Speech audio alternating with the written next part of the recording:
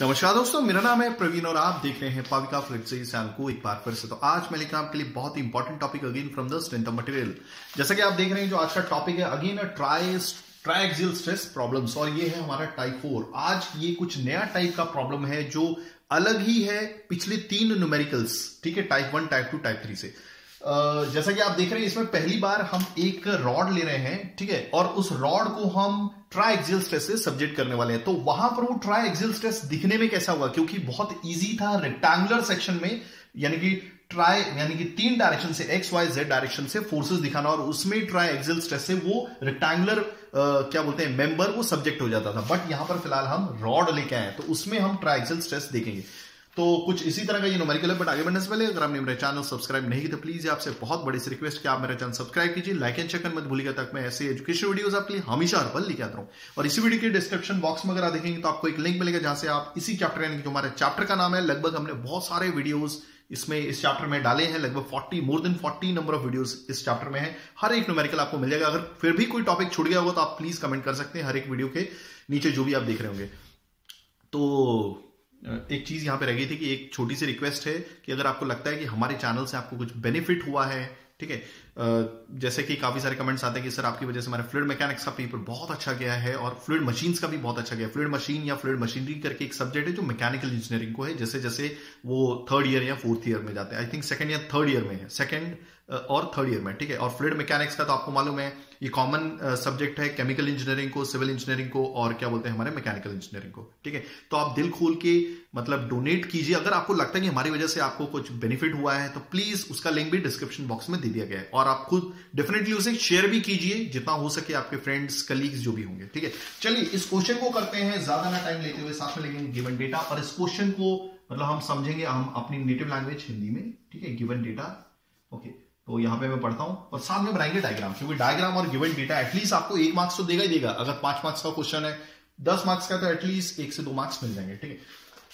देखिए, type 4 triaxial stress problems. A metal rod 700 mm long and 28 mm in diameter, क्योंकि ये बहुत अलग क्वेश्चन है पिछले 3 टाइप से, टाइप 1, टाइप 2, टाइप 3, ठीक है। क्योंकि अभी तक हम सिर्फ रेक्टेंगुलर बार के बारे में बात कर रहे हैं जो हुक्स लॉ को ओबे करता है। फिर एक्स वाई डायरेक्शन और जेड डायरेक्शन बहुत इजीली है वहां पे बताना, क्योंकि 3 अलग अलग डायरेक्शन से फोर्सेस आ रही हैं, तो स्ट्रेसेस जो पैदा होंगे बहुत इजी है बताना। बट यहां पर जब आपका एक रॉड आ जाता है, यानी कि एक एक्सियल डायरेक्शन में एक रॉड है, तो उसमें वाई डायरेक्शन और जेड डायरेक्शन में आप कैसे क्या बोलते हैं हमारा ये स्ट्रेसेस निकालेंगे, तो ये थोड़ा सा मुश्किल रहता है यहाँ पे। तो इसी वजह से ये क्वेश्चन लेके आया हूं, तो मैंने सोचा कि ये क्वेश्चन लेके आना चाहिए, ठीक है। अ metal rod 700 mm long and 28 mm in diameter is pulled with N axial tensile force of 52 kN। एक मेटल रॉड है, जैसे कि यहाँ पे हम बना देते हैं, ठीक है। ये कुछ इस तरह का रॉड है, जैसा कि आप देख रहे हैं, ठीक है। थोड़ा सा ऊपर बनाता हूँ, नीचे थोड़ा बनाना ठीक नहीं है, ठीक है, क्योंकि फिर मेरे को कुछ इनकी फोटोज भी लेनी होती है, ठीक है। ये कुछ इस तरह का ये हमारा रॉड है, ठीक है, ओके ओके। इसकी जो टोटल लंबाई है that is they have given, कितनी दी हुई है, that length is equal to 700 mm, हो गया। यहां पे भी लिख देता हूं गिवन डेटा में, दैट इज 700 mm, ओके। आगे बढ़ते हैं। They have given a diameter, diameter कितना है, that is your diameter is equal to 28 mm। ज्यादातर आपने देखा होगा स्ट्रेंथ ऑफ मटेरियल में जो हम कैलकुलेशन करते हैं उसकी जो यूनिट रखते हैं mm में रखते हैं, हाइट लेंथ ब्रेड्थ mm में, एरिया mm स्क्वायर में, वॉल्यूम mm क्यूब में, देन योर क्या बोलते हैं प्रेशर हो गया, देन योर क्या बोलते हैं स्ट्रेसेस हो गए ज्यादातर, ठीक है, न्यूटन पर mm स्क्वायर में ही देखने को मिलेंगे, ठीक है। तो चलिए अब ये जो क्या बोलते हैं, जो हमारा ये जो बार है, यानी कि बार, ये जो मेटल रॉड है, ठीक है, आप देख रहे हैं, इसको एक्सियल डायरेक्शन से टेंसाइल फोर्स से सब्जेक्ट किया गया और उसकी वैल्यू कितनी 52 kN, ओके। तो आप देख रहे हैं जिस डायरेक्शन में इसकी खुद की एक्सिस होगी ना, ये जिस डायरेक्शन में इसकी खुद की एक्सिस भी इसी डायरेक्शन में, यानी कि एक्स एक्सिस, उसी को लॉन्जिट्यूडिनल एक्सिस बोलते हैं, ठीक है। तो उसी डायरेक्शन में इसको सब्जेक्ट किया जा रहा है 52 kN की टेंसाइल फोर्स द्वारा, ठीक है। सो ये मैं यहां पे बना देता हूं, जैसे 52 kN टेंसाइल फोर्स, ठीक है, यानी कि इलॉन्गेशन तो दिखेगा ही, ओके। तो अगर एक्स डायरेक्शन में इलॉन्गेशन दिखेगा तो वाई डायरेक्शन देखिए, यहां पे बता देता हूं that this is your X direction, okay, this is your Y direction. तो इसमें जेड डायरेक्शन कहां पर है, इसमें जेड डायरेक्शन तो दिख नहीं, बट हम बता नहीं सकते, क्योंकि जैसे जैसे आप इसकी सरफेस की आजू बाजू घूमेंगी, ये तो एक तरह का डायमीटर ही है, ठीक है।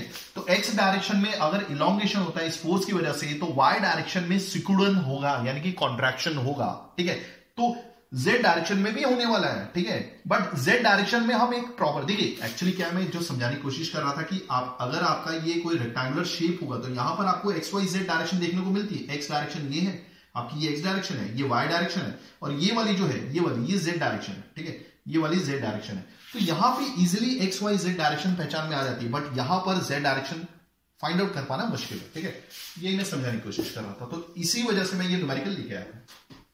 चलिए, तो अब क्या हो रहा है, uniform lateral pressure of 36 megapascal is maintain over the entire surface of the rod.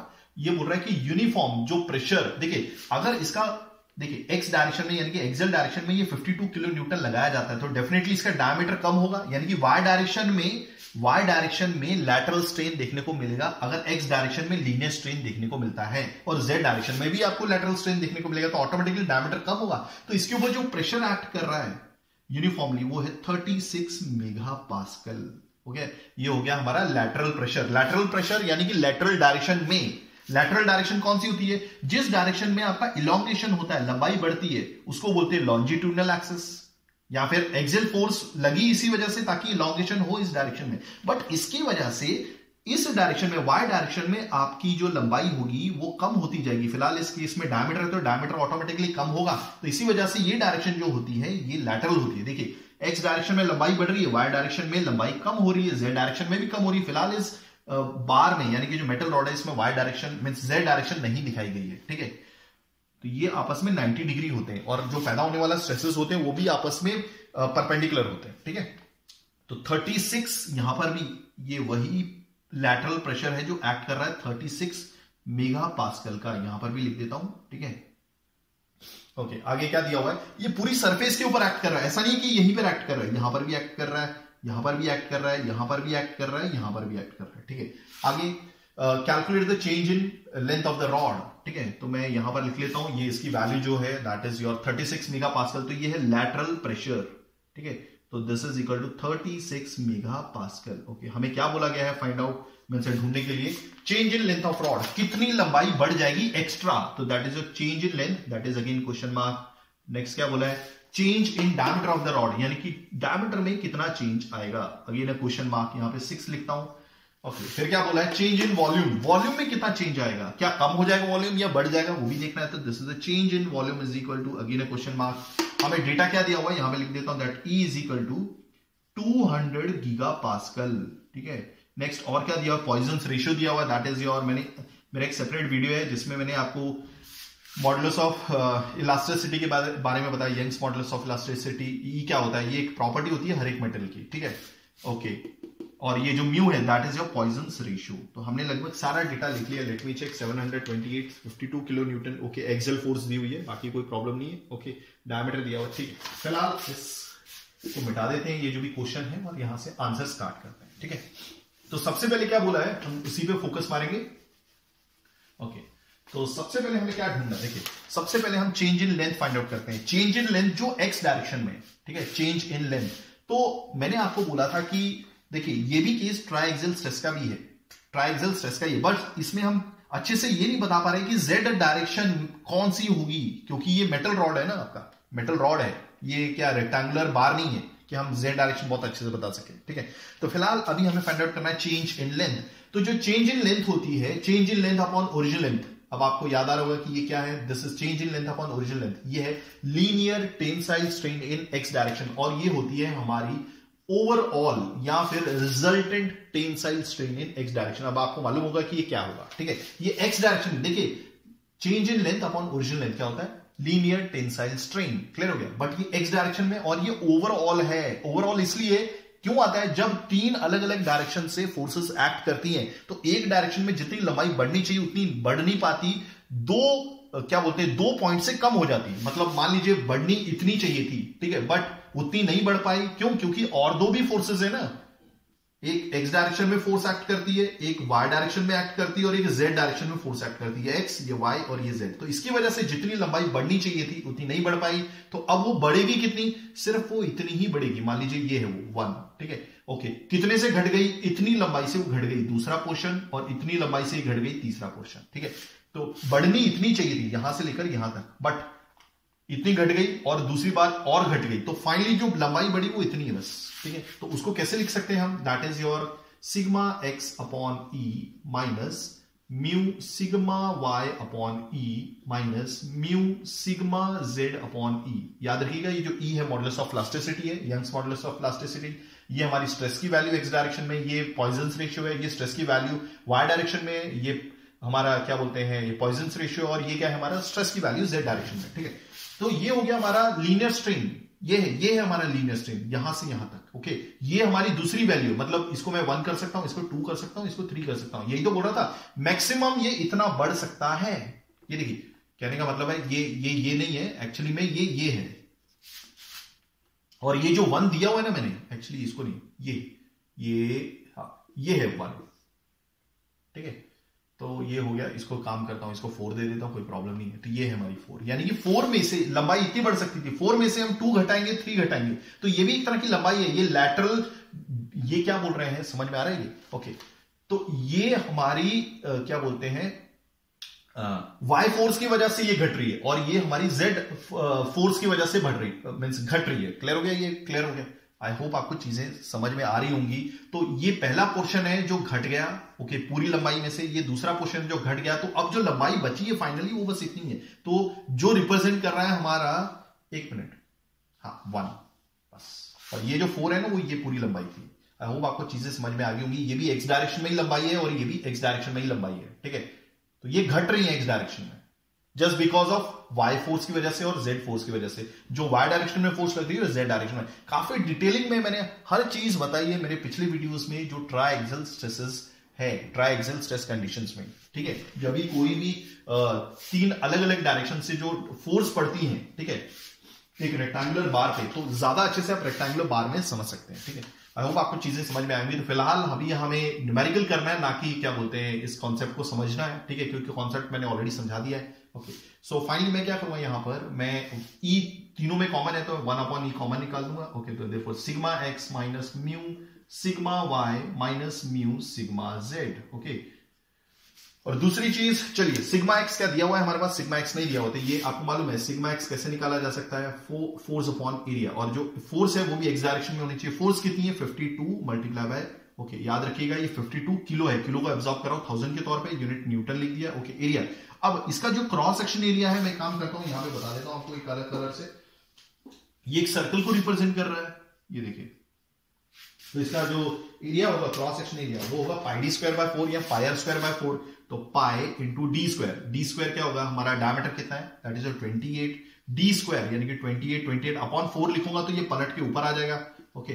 तो इसकी यूनिट क्या होगी, एरिया की यूनिट mm स्क्वायर में होगी, तो इसकी जो यूनिट आएगी वो भी यही आएगी। तो this is coming out to be 84.45 newton per mm square. Let me check everything is working fine, या ठीक है। तो यहां पर मैं लिख लेता हूं that sigma X is equal to 84.45 newton per mm square. हो गया, ये हो गया क्लियर। चलिए ये सिग्मा एक्स हो गया, ठीक है। अब बारी आती है म्यू। देखो ई की वैल्यू तो ऑलरेडी मालूम है, म्यू की वैल्यू भी मालूम है 0.28, बट सिग्मा वाई और सिग्मा जेड की वैल्यू नहीं मालूम है। हमें इतना बताया गया था कि वाई डायरेक्शन से जो लैटरल प्रेशर है, ठीक है, वो कितना है 36 मेगा पास्कल। तो यही है हमारी, देखिए ये जो लैटरल प्रेशर है इसी को कंप्रेसिव स्ट्रेस बोलते हैं। ये वाई डायरेक्शन में ही तो एक्ट कर रही है, वाई डायरेक्शन में ही तो एक्ट कर रही है, और यही चीज जेड डायरेक्शन में भी एक्ट कर रही है। यानी कि जो सिग्मा एक्स होगा, नहीं सिग्मा वाई जो होगा नेगेटिव 36 मेगा पास्कल होगा, ओके। और जो सिग्मा जेड है, let me check, sigma Z भी यही है। क्लियर हो गया ये? मैंने कहां पे लिखा हुआ है, दैट इज योर, हाँ सिग्मा जेड भी यही है, ठीक है। अब जेड डायरेक्शन तो ऐसी टीडी होगी, ठीक है, तो आप लगा लीजिए, क्योंकि ओवरऑल पूरी इंटायर सरफेस पे 36 मेगा पास्कल एक्ट कर रही है, तो वाई डायरेक्शन में भी 36 मेगा पास्कल है, और ये एक्ट कर रही है, ये प्रेशर पड़ रहा है ना, जिसकी वजह से इसका डायमीटर कम हो गया है। तो डेफिनेटली इसका जो नेचर होगा वो कॉम्प्रेसिव होगा। ये भी 36 मेगा पास्कल है, बट आपको बताया ऑलरेडी कि हमें पास्कल में नहीं लेना है, हमें न्यूटन पर mm स्क्वायर में लेना है। तो देखिए इसको कैसे लिख सकते हैं, negative 36, okay, mega means 10⁶, pascal means Newton पर मीटर स्क्वायर, ठीक है। अब ये मीटर स्क्वायर को किसमें कन्वर्ट कर रहे हैं, mm स्क्वायर में, ओके। अब आपको मालूम है कि दैट इज, सॉरी, हाँ 1 metre is equal to 1000 mm, ठीक है। ये एक लीनियर रिलेशन है, ये लंबाई का एक रिलेशन है। तो हमें एरिया चाहिए तो एक काम करूंगा, स्क्वायरिंग बोथ साइड कर लूंगा। Okay, so that will be 1 metre square. ये स्क्वायर 1 पे भी जाएगा, m पे भी जाएगा, यानी मीटर पे भी जाएगा, 1 मीटर स्क्वायर। ओके, जब ये स्क्वायर 1000 पे जाएगा तो ये हो जाएगा 1 2 3 4 5 6, स्क्वायर करो कैलकुलेटर से, ये स्क्वायर यूनिट पे भी जाएगा तो mm स्क्वायर, यानी कि 1 मीटर स्क्वायर की जगह कितना लिख दूंगा, इतना mm स्क्वायर लिख सकते हैं, ठीक है। तब आपको मालूम है कि अगर ये न्यूटन पर मीटर स्क्वायर था, पर मीटर स्क्वायर मतलब mm स्क्वायर वो इतना होगा, तो यहां पे लिख लेता हूं, देखिए 1 2 3 4 5 6 mm स्क्वायर। ओके, अब आपको मालूम है ये कितना है, ये 10⁶ ही है ये, ठीक है। तो 10⁶ कैंसिल, तो क्या आ जाएगा, हम लिख सकते हैं -36 मेगा पास्कल को -36 न्यूटन पर mm स्क्वायर, आपके सामने लिख दिया, ठीक है। तो ये वैल्यू एकदम रेडी हो गई। सो फाइनली मैं यहां पे क्या करूंगा, देयरफॉर चेंज इन, हमें तो चेंज इन लेंथ चाहिए था ना, change in length upon original length is equal to 1/e। और वैसे ही मैं यहां पर भी आपको बता सकता हूं, देखिए 1 मीटर स्क्वायर को 10⁶, यानी कि अच्छे से लिखेंगे तो 1 मीटर स्क्वायर को 10⁶ mm स्क्वायर लिखा जा सकता है, ठीक है। तो यहां पे लिख लेता हूं that 1 metre square can be written as 10⁶ mm square. हो गया, चलिए। तो सबसे पहले वैल्यू लिखूं, e की वैल्यू जो दी हुई है that is they have given in giga pascal, ठीक है। यहां पे देखिए 200 गीगा पास्कल। ओके, ये गीगा को कैसे लिख सकते हैं, 200 गीगा होता है 10⁹ न्यूटन पर मीटर स्क्वायर। ओके, मैंने क्या बोला कि हमें न्यूटन पर मीटर स्क्वायर में नहीं चाहिए, न्यूटन पर mm स्क्वायर में चाहिए। तो मीटर स्क्वायर को हम कैंसल मींस कन्वर्ट कर देंगे mm स्क्वायर में, तो ये है न्यूटन पर मीटर स्क्वायर, तो पर मींस 1, सो 200 इंटू 10⁹, तो न्यूटन। ओके, 1 मीटर स्क्वायर की जगह 10⁶ mm स्क्वायर लिखूंगा, ठीक है। तो ये कैंसिल तो 10�3 बच गया, तो ये हो जाएगा finally 200 into 10�3 Newton per mm square. तो यहां पर आप बेसिक भी सीखेंगे, ठीक है। तो e की वैल्यू कितनी हो गई, 200 इंटू 10�3 न्यूटन पर मीटर स्क्वायर, क्योंकि काफी स्टूडेंट्स को यूनिट कन्वर्जन नहीं आता है, तो ये भी है हमारा बेसिक। तो दैट इज 200 इंटू 10�3। ओके, अब सिग्मा एक्स की वैल्यू कितनी है, वी हैव 84.45। ओके, बीच में माइनस है। ओके, यहां पे हम ब्रैकेट लगा लेते हैं क्योंकि माइनस आ गया है। म्यू की वैल्यू कितनी थी, that is your 0.28। Okay, 0.28। Sigma Y की वैल्यू कितनी है, सिग्मा वाई की वैल्यू यहां पे दी हुई, देखिए ये कितना है, -36 न्यूटन पर mm स्क्वायर। याद रखिएगा ये 10⁶ और 10⁶ कट गया है, तो -36, ठीक है। नेगेटिव साइन इसलिए लिया क्योंकि कॉम्प्रेसिव स्ट्रेस है। ओके, नेगेटिव, देन ये नेगेटिव साइन फॉर्मूले का आ गया, mu is again 0.28 into sigma Z की वैल्यू भी वही है -36, तो -36 ब्रैकेट क्लोज और ये मेन ब्रैकेट क्लोज, ठीक है। तो ये मेन ब्रैकेट क्लोज यहां पे हो जाता है। अगर आप इसे सॉल्व करेंगे, एक काम करता हूं, यहां पे सिग्मा वाई और ये सिग्मा जेड दोनों की वैल्यू सेम ही है, सो यहां पे 36 न्यूटन पर mm स्क्वायर लिख देता हूं, ठीक है। अब ये कंफ्यूजन नहीं होनी चाहिए। तो अगर आप इसे सॉल्व करेंगे पूरा, तो this is change in length upon original length कितना आता है, इसी को हम क्या बोलेंगे, ex बोलेंगे, ठीक है। So this is coming out to be कितना रहेंगे, 0.366, सॉरी हाँ, ये वैल्यू नहीं, ये देखिए 5.2305 इंटू 10⁻⁻⁴। याद रखिएगा उसकी कोई यूनिट नहीं होती कि चेंज इन लेंथ, मान लीजिए mm है, इसकी भी mm है, तो mm कैंसिल हो गया, तो ये आ गया, ठीक है। सो फाइनली हमसे ये नहीं पूछा गया था, ठीक है। हमसे क्या पूछा था, चेंज इन लेंथ, ठीक है। तो ये हमारा change in length upon original length है, therefore del L is equal to, तो ये L इससे मल्टीप्लाई हो जाएगा, so 5.2305 into 10⁻⁻⁴ into L। Original length कितनी थी, दैट इज 700 mm, ठीक है। तो दिस इज, इसकी तो कोई यूनिट नहीं थी, इसकी यूनिट होगी, तो जो यूनिट होगी वो इसी को मिल जाएगी। सो जो लंबाई आई, जो चेंज इन लेंथ है, that is your 0.366, okay, 135 mm। तो ये हो गया हमारा, यहां पे लिख देता हूं, for change in length is equal to 0.366135 mm। हो गया क्लियर। चलो, अब हमसे क्या पूछा है नेक्स्ट, हम ये कर दिया। अब चेंज इन डायमीटर आपका वाई डायरेक्शन में, याद रखिएगा वाई डायरेक्शन में, ठीक है। तो वाई डायरेक्शन क्या होता है, अभी देखिए इसी का यूज करके मैं यहां पे लिख देता हूं। सबसे पहले हमें फॉर्मूला लिखना पड़ेगा, ठीक है। ओके, तो ये तो हमने डिराइव कर दिया है, मैंने आपको बता दिया है कि क्या मतलब था, ई का क्या ओरिजिनल वैल्यू हमने यूज करनी है, ठीक है।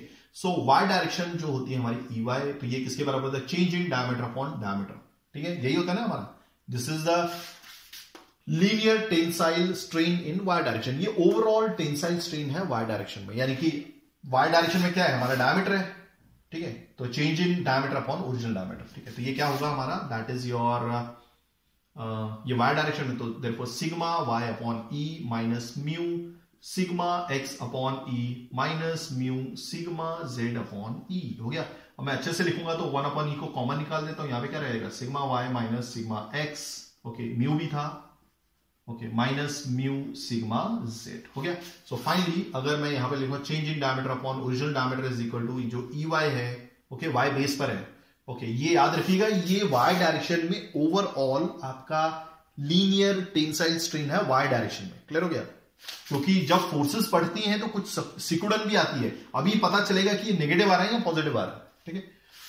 सो 1 अपॉन ई की वैल्यू कितनी थी 200 इंटू 10⁻³ था, मैंने ऑलरेडी आपको बताया था, ठीक है कैसे आया था ये, ओके फिलहाल मैं मिटा चुका हूं तो मैं और पिछले आप रिवर्स कर सकते हैं वीडियो को और देख सकते हैं कि ई की वैल्यू 200 GPa डाल के 200 इंटू 1000 मैंने कैसे लिखी थी, ओके सिग्मा वाई क्या था हमारा -36 माइनस म्यू कितना था 0.28, ओके सिग्मा एक्स की वैल्यू दी हुई है दैट इज 84.45, ओके माइनस फिर म्यू 0.28, सिग्मा जेड की वैल्यू वापस यही है -36, ओके और ब्रैकेट क्लोज। तो अगर आप इसे सॉल्व करेंगे sigma D upon D, so डेबा डी अपॉन डी सॉरी, ठीक है, तो ये जो आ जाएगा this is coming out to be -2.4783 into 10⁻⁻⁴। ये वैल्यू जो आ रही है ये नेगेटिव आ रही है, तो that means diameter is going to reduce, diameter reduce ही हो रहा है, okay. So finally change in diameter, ये डी इसमें यहां पे मल्टीप्लाई हो जाएगा, so finally this is -2.4, okay so this is -2.4783 into 10⁻⁻⁴ into diameter कितना है हमारा, डायमीटर इज योर 28 mm, ठीक है। तो ये इसकी तो कोई यूनिट नहीं होती, इसकी यूनिट mm होती है, ठीक है। So therefore change in diameter is equal to this is coming out to be कितना आ रहा है, ये आ रहा है -6.93924 इंटू 10⁻³ mm, तो ये हो गया हमारा चेंज इन डायमीटर, ओके।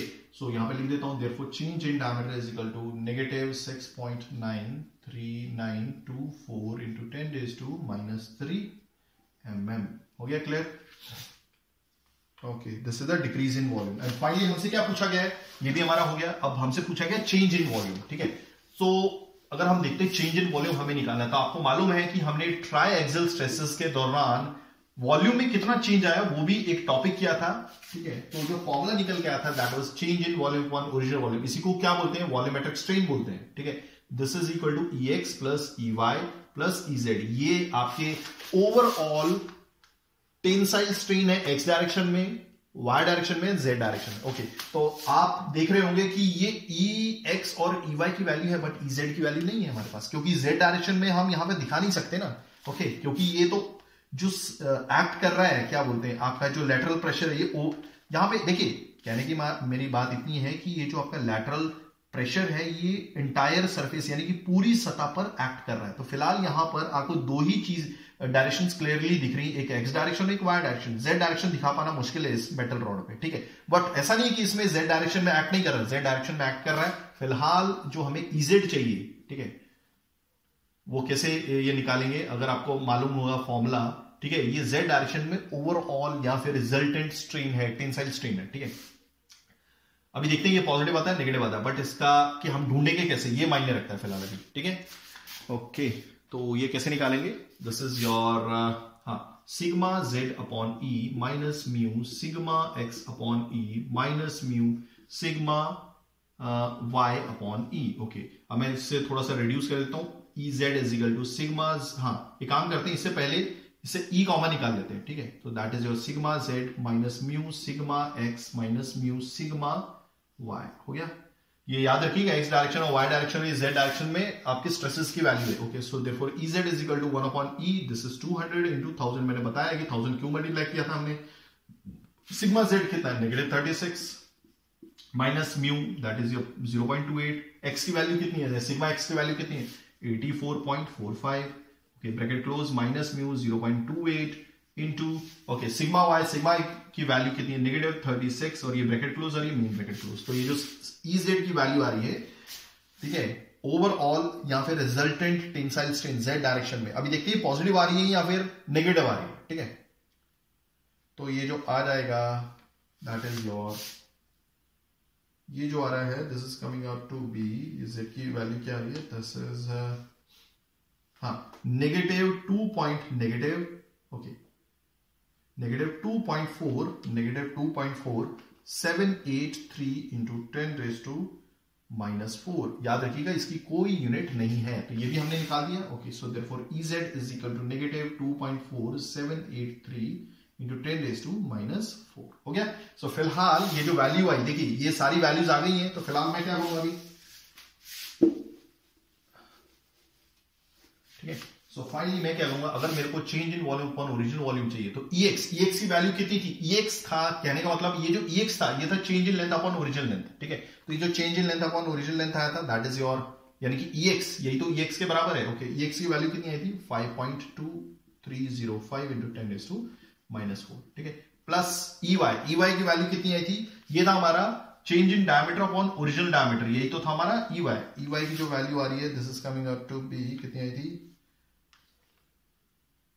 हाँ इसको मैं मिटा देता हूं, ठीक है। ये तो मैंने बता दिया आपको, ये जो वैल्यू आई थी ये आई थी नेगेटिव में। So this is your 2.4783 into 10⁻⁻⁴, okay. बीच में ये नेगेटिव साइन के साथ ये ब्रैकेट क्लोज हो गया, बीच में प्लस का साइन है। EZ की वैल्यू यहां पे लिखी हुई है, ये भी माइनस में आया 2.4783 इंटू 10⁻⁻⁴ हो गया, ये ब्रैकेट क्लोज और ये मेन ब्रैकेट क्लोज, ओके।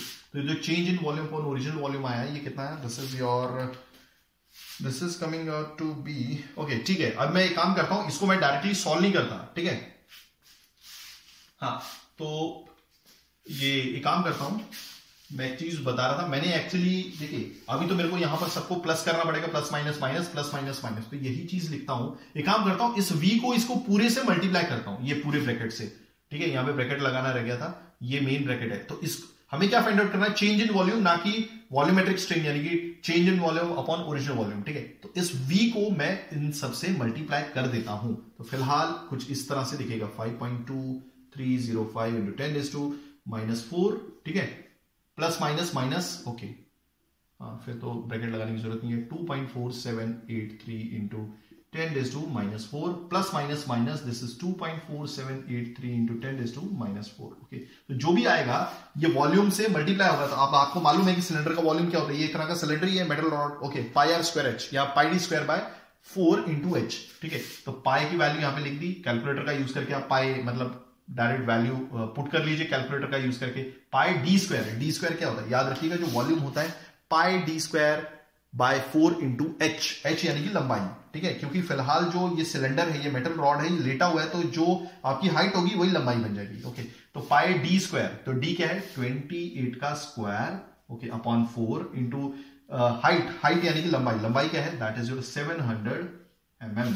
तो याद रखिएगा ये इसकी कोई यूनिट नहीं होती है, इसकी चेंज इन वॉल्यूम की नहीं सॉरी, इसकी जो वॉल्यूम यूनिट है वो mm³ में आने वाली है, ठीक है, क्योंकि आपने चेंज इन वॉल्यूम निकाला है। Let me check,